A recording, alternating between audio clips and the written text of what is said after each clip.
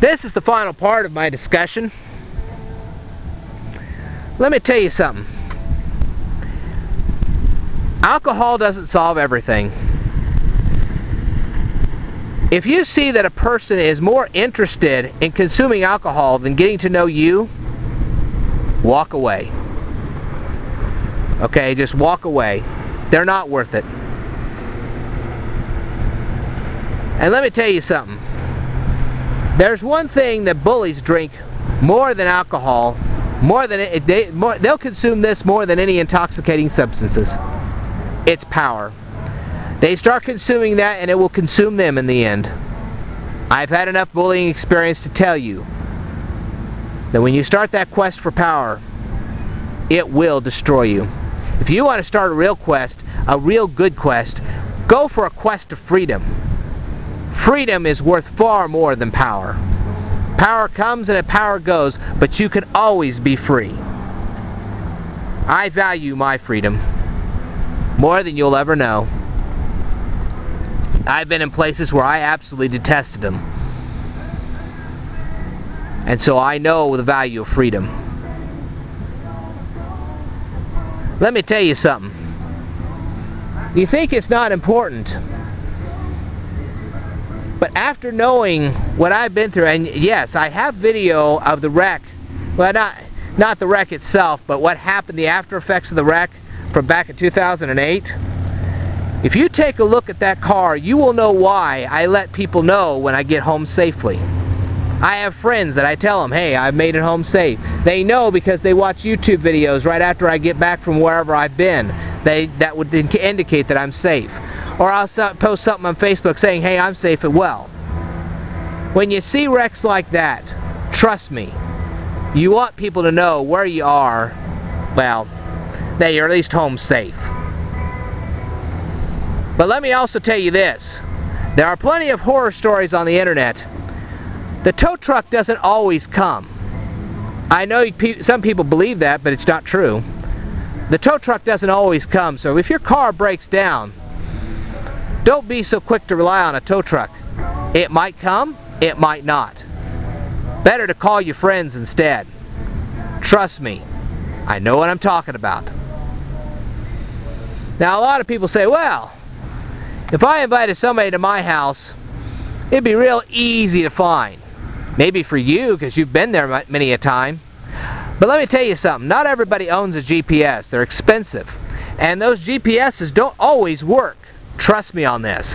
I've videotaped enough looking for Lincoln signs to tell you that the GPS system is not always as accurate and reliable as they like to make it out to be. A direct visualization of where you're going is worth far more than that GPS coordinate system. Trust me. And what happens if your GPS breaks along the way? You're still screwed. So, before you say, oh, my place is really easy to find, don't be so quick to say that. Because it may be for you, but it may not be for the person you invite. And that's why I do the looking for Lincoln signs the way I do.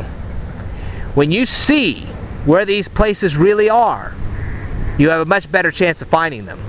Because the last thing you want to do is pack your kids up in a car and drive them to these looking for Lincoln signs only to find out that they're not where they say they are. And if you don't believe me on all this, all you have to do is try to find the Lincoln covered wagon in Lincoln, Illinois, or the National Weather Service office in Lincoln, Illinois, using the Google Maps. Let me tell you something, they're both wrong. On the Google Maps, they're wrong. A friend of mine and I found these places, and they were not where the Google Maps said they were. So, GPS being reliable? Yeah, right. Yeah. So anyway, there you go. I will tell you one last story. I am a storm spotter. Obviously, you've seen that. If you've been on my Facebook at all, you know that I'm a storm spotter. I've been a storm spotter for many years. And one time, I had a friend of mine, I was watching the weather. I saw real bad weather heading her father's way. I called him up, and he got to shelter just in time. And had he not gotten to his shelter, he probably wouldn't be around right now. So, I did him a big favor. And recently, he reciprocated that favor by helping me move.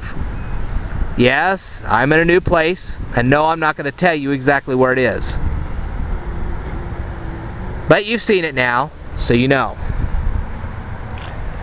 Anyway, let me tell you something. I rarely break a promise, and if I do, it's because of circumstances that are beyond my control. Why? Because a lot of people in my life have broken promises to me and hurt me emotionally very badly. It's about doing for others what you would want them to do for you. And let me tell you something. If somebody is moving into a new place, you might want to think about giving them a housewarming gift. Because it's a tough thing to move. I can tell you that right now. Moving has not been an easy chore. So, if you're going to be sensitive to somebody, give them a housewarming present. Even if you never really see their house, you can give them a housewarming present. Say, hey, I understand you've been having some difficulty here. Give them a chocolate bar, or a piece of food, or even a gift card. It means a lot to them.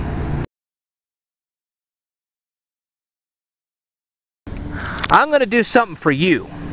Doesn't matter what people do for me, I'm going to do something for you. Ready?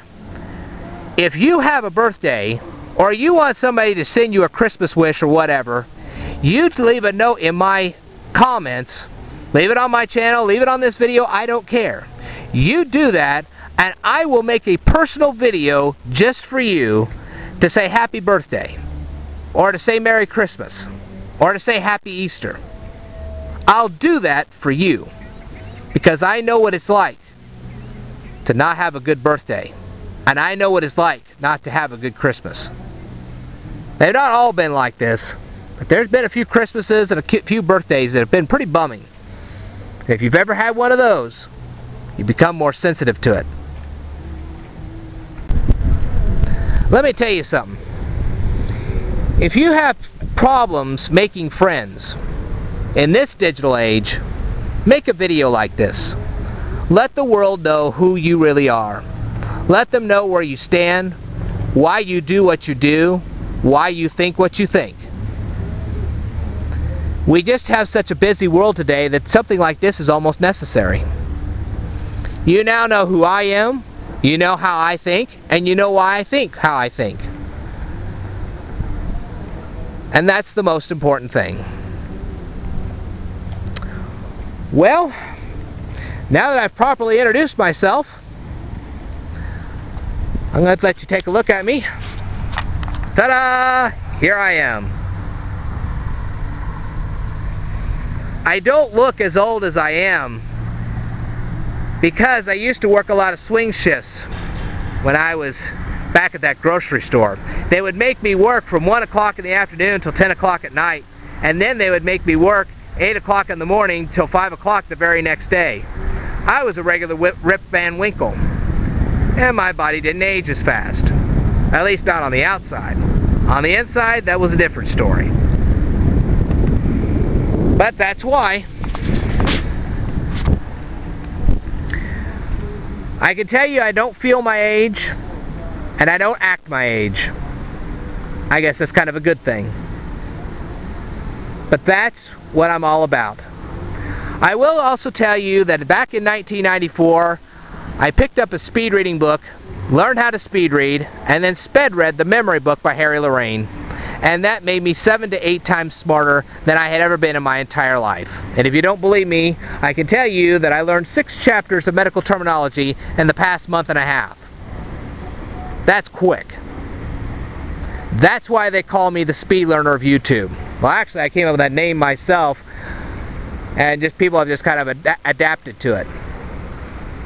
You are going to hear a lot more about me, and you're going to see a lot more of me as time comes on. But now you know who you're dealing with, and now you know how I am. Let me tell you something. Because of my experiences, my yeses are yes, my no's are no's, and I don't play with people. I don't know that that really makes me a better person, but at least now you don't have to try to figure me out. You don't have to try to guess what I'll think or what I'll do. Now you know. I like ending mysteries with me. I don't want people trying to figure me out. You figured me out. There you are.